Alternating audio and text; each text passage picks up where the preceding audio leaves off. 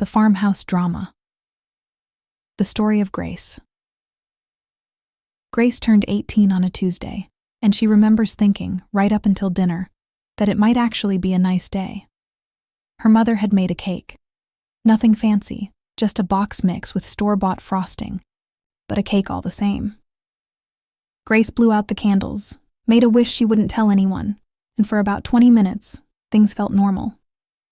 Then her mother set down her fork, wiped her mouth with a napkin and said, "Now that you're 18, you're going to need to find somewhere else to live."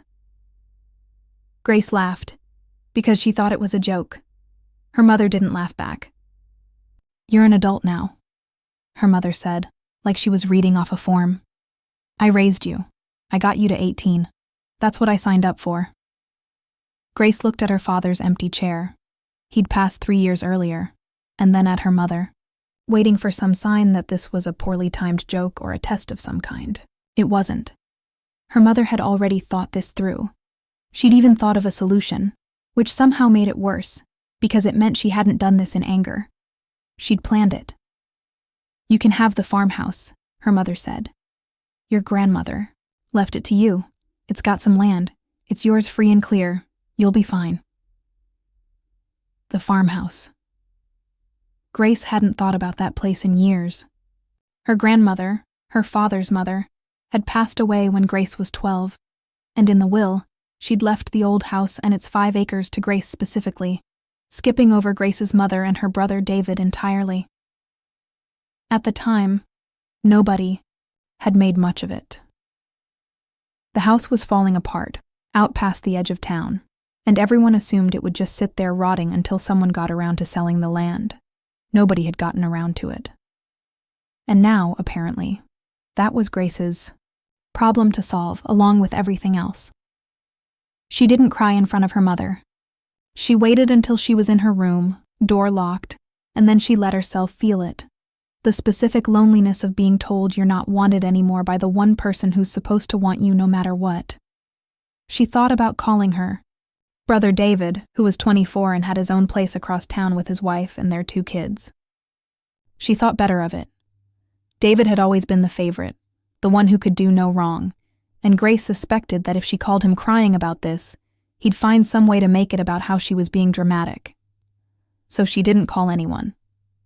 She packed what she owned into her car. It didn't take long, she didn't own much, and she drove out to the farmhouse the next morning to see what she was working with. It was worse than she remembered. The porch sagged on one side like it was tired of standing. Half the shingles were gone from the roof, and there was a water stain on the ceiling of what used to be the living room, shaped almost exactly like the state of Florida. Mice had gotten into the walls at some point, judging by the smell, and the kitchen faucet dripped in a slow, steady rhythm that she'd later learned to fall asleep to. There was no working heat. The one bathroom had a toilet that ran constantly, and a tub with a crack down one side that someone, at some point, had tried to patch with what looked like duct tape and good intentions. Grace sat down on the porch, steps, the ones that didn't feel like they'd give way beneath her, and looked out over the 5 acres of overgrown grass and wild brush, and she cried for a while. Not the quiet kind of crying. The kind that comes up from somewhere deep and doesn't care who's watching, except nobody was watching, because that was the whole point. Then she wiped her face, went inside, and started sweeping. She got a job. 2 weeks later at Larson's Hardware, a small store on Main Street that had been there longer than most of the people who shopped in it. The owner, a heavy-set man named Pete Larson who wore the same flannel shirt in rotation with about 4 others just like it, hired her mostly because she showed up on time for the interview and asked good questions about the inventory system. "You know anything about tools?" he'd asked her. "Not yet," she said, "but I've got a house that's going to teach me fast." He liked that answer enough to give her the job. Every paycheck, after she'd covered groceries and gas and the absolute minimum she needed to get by, went straight back into the house. She learned to patch a roof from a YouTube video, and a lot of trial and error. Standing up there in the summer heat with a borrowed nail gun, sweating through her shirt, terrified of falling. She learned how to seal a bathtub, how to reglaze a window, how to tell the difference between a wire that needed replacing and one that was probably fine. Pete let her take home returned or slightly damaged stock at a steep discount, sometimes for nothing at all if it was something that would have just gone to the dumpster anyway. A dented can of paint, a box of tile that was missing 2 pieces, a space heater with a scuffed cord. It took her the better part of 2 years. She did the roof first, because you can't fix anything else if the water keeps getting in. Then the plumbing, then the walls, then the floors, room by room, until the house that had smelled like mildew and mouse droppings started to smell like fresh paint and lemon cleaner instead. She found her grandmother's old kitchen table under a tarp in the barn, sanded it down herself, and refinished it a warm honey color that she was unreasonably proud of. She hung curtains she'd sewn herself from fabric on clearance. She planted tomatoes and beans in a garden bed she built along the south side of the house, because her grandmother used to grow tomatoes there, and something about that felt important to carry forward. By the time she was 20, the farmhouse didn't look anything like the place she'd cried on the porch steps of. It looked like a home, her home, the first thing in her life that was entirely undeniably hers, built with her own 2 hands and her own hard-earned money, and nobody could tell her otherwise. She should have known that was exactly the problem. Her mother and David showed up on a Saturday morning in October, pulling into the driveway in her mother's car with David following behind in his truck. Grace was out back checking on the last of her tomato plants before the frost got them, and she heard the gravel crunch before she saw them.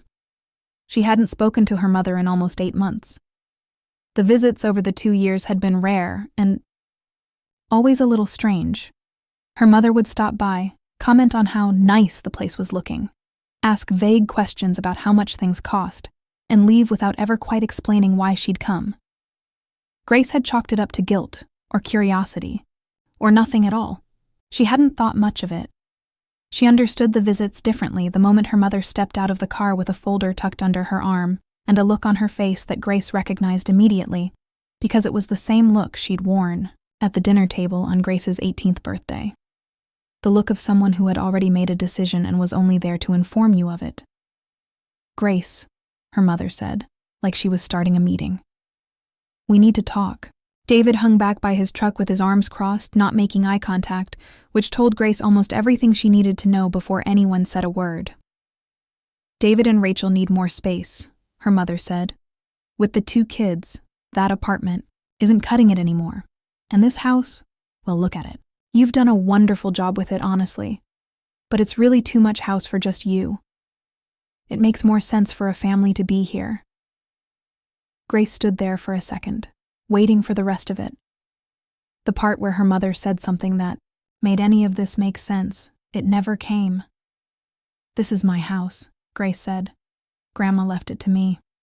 And we appreciate everything you've put into it," her mother said, in the tone of someone thanking a contractor before firing them. "But family takes care of family. David has kids to think about. You're young, you're capable, you'll land on your feet somewhere. You always do." "You told me to land on my feet here," Grace said. "You told me this was mine so I wouldn't be your problem anymore. Remember?" Her mother's jaw tightened at that, just slightly, but she didn't back down. "Don't be dramatic. We're not asking. David and his family are going to move in. It's already decided." Grace looked past her mother to David, who still hadn't said a single word, still hadn't looked her in the eye. "David, say something." He shrugged, finally glancing up. "It just makes more sense, Gracie. You know how it is." She did know how it was. She'd known her whole life how it was, ever since she was old enough to notice that David got the benefit of the doubt and she got the responsibility, that David got celebrated and she got compared, that when their father died, it was David who got comforted at the funeral while Grace was expected to help serve coffee to the guests. She knew exactly how it was. She just hadn't expected them to try it on something with her name on the deed. "You need to leave," Grace said.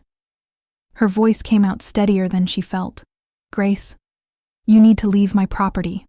Both of you." Her mother's expression flickered into something colder. "We'll be back with a truck this week. You can be reasonable about this or you can make it difficult. Either way, David's family is moving in." They left the way people leave when they think they've already won. Unhurried, a little smug, David not even bothering to look back as his truck pulled out of the driveway. Grace stood in her garden with dirt still on her hands and watched them go, and for a moment she just felt hollow, like she'd been hollowed out and left standing. Then something in her settled. Not sadness, something closer to clarity.